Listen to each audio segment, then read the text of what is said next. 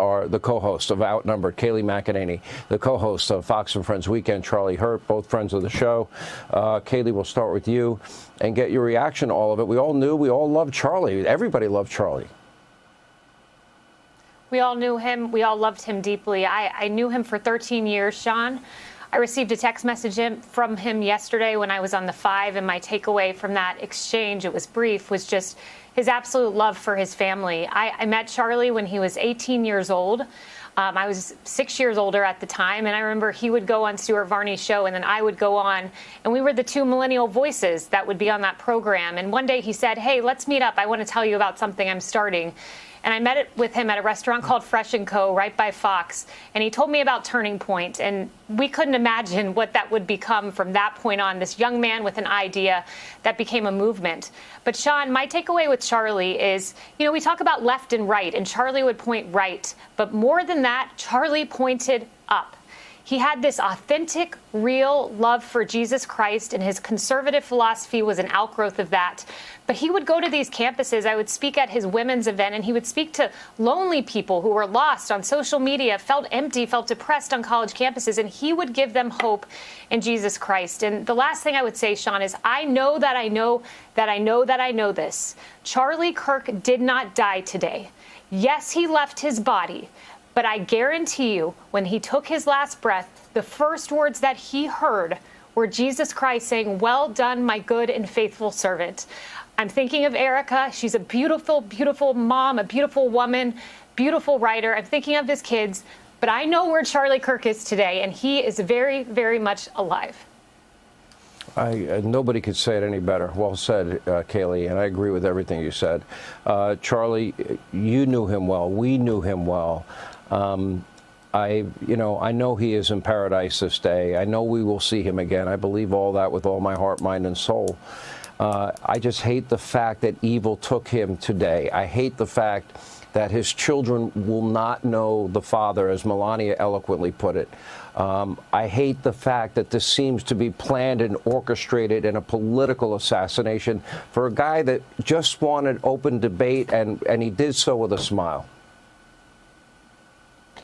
Yeah, Sean, and quite frankly, I think that's why some people found him so threatening, because the people who engaged with him didn't find him threatening. You know, he would do these events not because he hated people, but as Kayleigh just beautifully said, because he loved people, and he loved people who disagreed with him.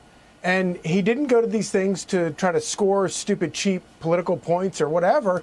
He went to listen, and he went to engage, and he went to try to find some sort of common ground and get people to have real debate among themselves, and also to give confidence to people who for years had been shut down on college campuses and universities because of their beliefs, and people who were stripped of their voice and shouted down. And he did all of that with this sunny optimism. And as Kayleigh said, a love for Jesus and a love for his beautiful children and his beautiful wife and his parents.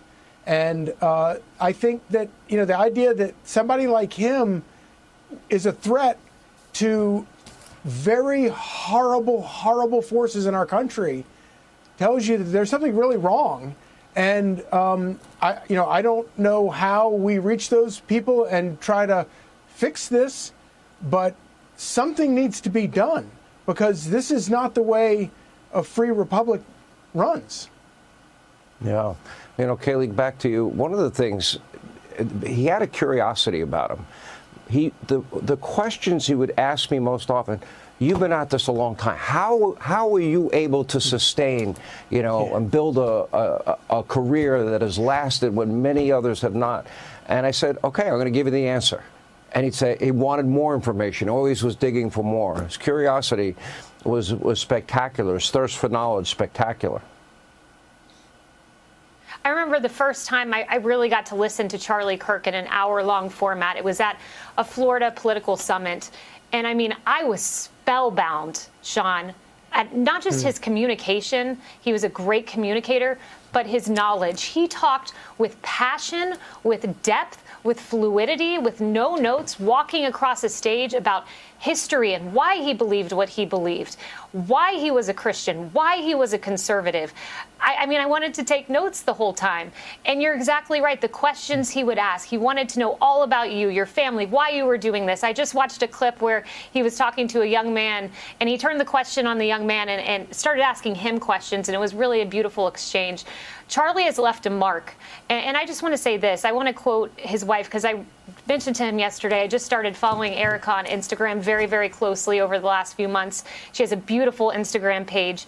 And she just said, he was the one. Thank you for being my love story. And she had this quote about the fleetingness of life. Yeah. The fleetingness of those years does not diminish them. It makes them luminous. Charlie Kirk lived the most luminous years. Luminous. All right. Kayleigh, thank you. Charlie, thank you.